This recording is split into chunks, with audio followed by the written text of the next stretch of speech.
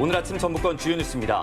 AI가 발생한 경기도 평택농장과 같은 계열인 순창 산란계 농장에서 닭 22만 마리가 살처분됐습니다. 방역당국에 비상이 걸렸습니다. 혁신도시의 둥지를 튼 국민연금공단이 본청사에 버금가는 제2청사를 혁신도시에 건립합니다. 그동안 제기됐던 잔류 논란에 종지부를 찍었습니다. 지방위원 정수와 선거구 조정안이 논란 끝에 이번 주 확정됩니다. 일부 반대도 있어 추가 수정될 가능성이 있습니다. 전라북도 지역은 오늘 밤까지 비가 내리겠고 체감 온도가 낮아 쌀쌀하겠습니다. 여러분 안녕하십니까? 전주 MBC 뉴스투데이입니다. 어제 순창의 산란계 농장에서 닭 20여만 마리가 살처분됐습니다. 며칠 전 고병원성 조류 인플루엔자가 발생한 경기도 평택농장의 개분이 이곳으로 옮겨졌다고 하는데요. 방역당국에 비상이 걸렸습니다. 이경희 기자가 보도합니다. 닭 22만 마리가 살처분된 순창의 한 산란계 농장입니다. 이 농장은 지난 12일 고병원성 조류 인플루엔자가 발생한 경기도 평택의 농장과 같은 회사의 계열 농장입니다. 역학조사 결과 평택 농장에서 개분 30톤이 이 농장과 70m 떨어진 비료 회사에 들어온 것으로 드러났습니다. 순창 농장은 AI 검사에서 음성으로 판정됐지만 예방적 차원에서 살처분이 이뤄졌습니다. 반경 3km 이내에 다른 가금류 농장은 없는 것으로 확인됐습니다.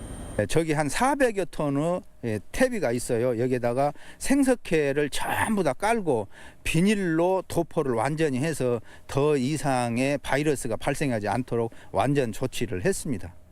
AI 음성 판정으로 일단 한숨은 돌렸지만 전국에 이동 금지 명령이 발령되는 등 전라북도 방역당국에도 비상이 걸렸습니다.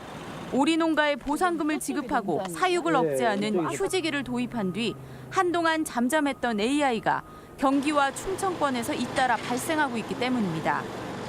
전라북도는 지난 12월 고창에서 AI가 발생한 이후 석 달 넘게 소강 상태를 보이고 있습니다. MBC 뉴스 이경입니다. 야3당이 도지사 후보를 내지 못할 정도로 인물난에 시달리고 있습니다.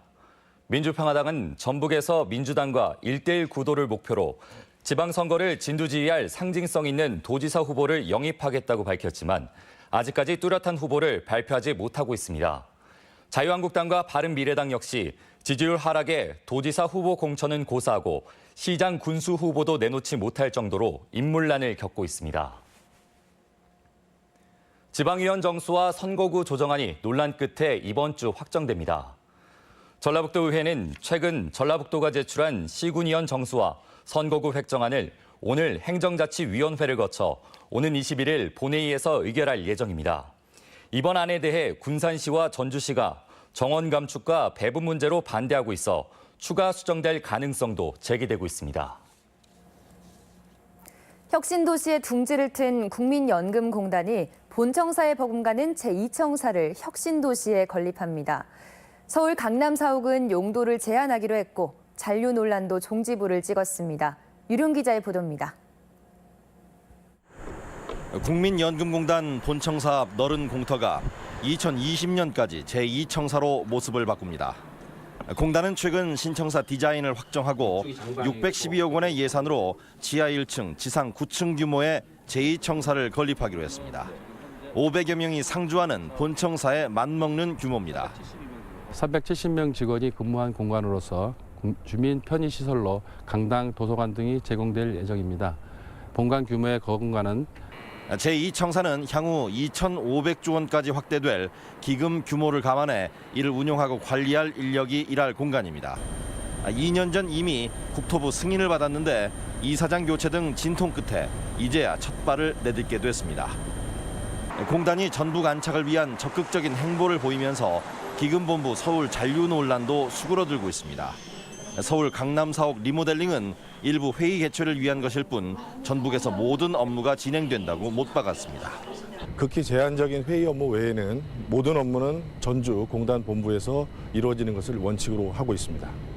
한편 기금운용본부는 이전 첫 해인 지난해 2011년 이후 최고의 수익률을 기록하며 지방 이전에 대한 우려는 기우였음을 증명하기도 했습니다.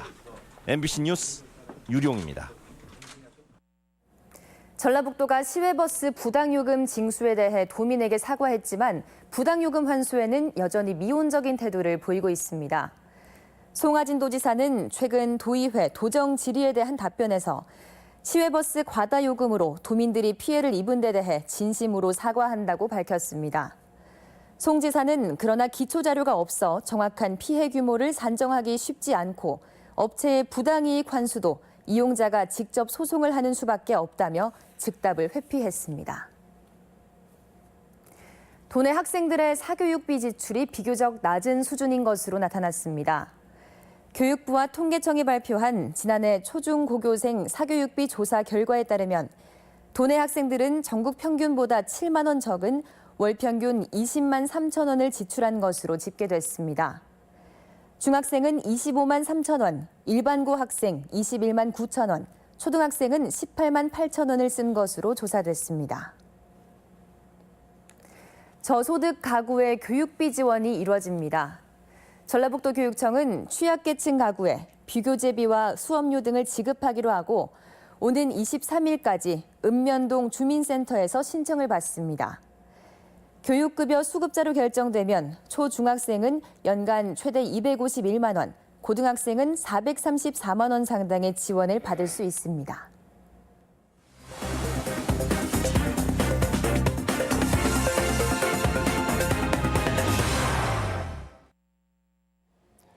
고창군이 구축한 상수도 원격검진 시스템이 다양한 분야에서 성과를 보이고 있습니다. 완주군은 재난재해로부터 국민 보호를 위해 국민안전보험에 가입했습니다. 시군 소식 김한광 기자입니다. 고창군의 부모 안심톡을 겸한 상수도 원격 검침이 좋은 반응을 얻고 있습니다. 부모 안심톡은 상수도 사용량이 없는 경우 확인 전화를 하는 서비스로 홀몸 어르신들의 고독 문제를 해소하면서 48시간 이상 누수가 되는 가정에 알림 문자를 보내 전년 대비 19%의 누수량이 감소하기도 했습니다. 고창군은 종이고지서 예산 절감과 분실에 대비해 올 하반기부터는 전자고지서를 발행할 계획입니다. 완주군이 올해도 모든 군민을 대상으로 안전보험에 가입했습니다. 완주 군민은 별도 가입 절차 없이 자동으로 수혜 대상자가 되는데 보장 범위는 화재 등의 재난 재해나 대중교통 이용 중 사고 등 8개 항목으로 최대 1,000만 원까지 보장받을 수 있습니다. 남원시가 주민들의 건강 관리를 돕기 위해 운영하는 싱싱생생 건강교실이 오늘부터 경로당 40곳에서 연중 운영합니다. 건강교실은 보건소 관계자와 전문 체조 강사가 주 2회 경로당을 방문해 근력 강화를 위한 체조를 실시하고 혈압과 혈당 등 건강 측정과 상담을 진행하게 됩니다. 지역 주민들이 활기찬 생활을 할 수 있도록 건강관리 사업으로 정착시켜 나가겠습니다. 무주군이 올해 원예 특작 분야에만 총 37억여 원을 투입하기로 하고 사업 설명회를 가졌습니다. 무주군은 농업인들의 이해를 돕기 위해 비닐하우스 지원과 복숭아 농자재 지원 등 9개 사업의 시행 요령과 관련 법을 공유하고 질의응답을 통해 궁금증을 해소시켜 호평을 받았습니다. MBC 뉴스 김한과입니다. 빗물 활용을 높이기 위해 탄소 여과 장치가 보급됩니다. 전주시는 빗물을 이용하는 어린이집과 학교 등 33개소와 빗물 이용 시범마을인 서학동 예술마을에 탄소 여과 장치를 설치하기로 했습니다. 전주 지역 업체가 개발한 탄소 여과 장치는 빗물에 함유된 오염물질과 냄새 등을 걸러줘 빗물을 세탁과 세척 용수로 다양하게 사용할 수 있습니다. 노후된 공동주택 단지의 주택관리 비용이 지원됩니다. 전주시는 전주 남구 아파트 등 준공 후 20년이 넘은 33개 공동주택 단지에 최고 2천만 원까지 보수 비용을 지원하기로 했습니다. 지원 대상은 옥상 방수와 외벽 도색, 지하 주차장 LED 설치 등입니다. 다른 지역의 뉴스를 전해드리는 시간, 오늘은 안동 소식입니다. 한겨울에 불이나 소방차가 출동했는데 소화전이 얼어붙어 물이 나오지 않는다면 어떨까요? 이런 상황을 미리 막을 수 있는 사물 인터넷 기반의 지능형 소화전이 개발돼 경북에 처음으로 설치됩니다. 안동 MBC 이정희 기자입니다. 3년 전 새해 첫 주말 영주 고추시장 일대에서 불이 나 순식간에 점포 10여 개를 태우고 100여 가구가 정전되는 대형 화재가 발생했습니다. 물이 100개만 요래.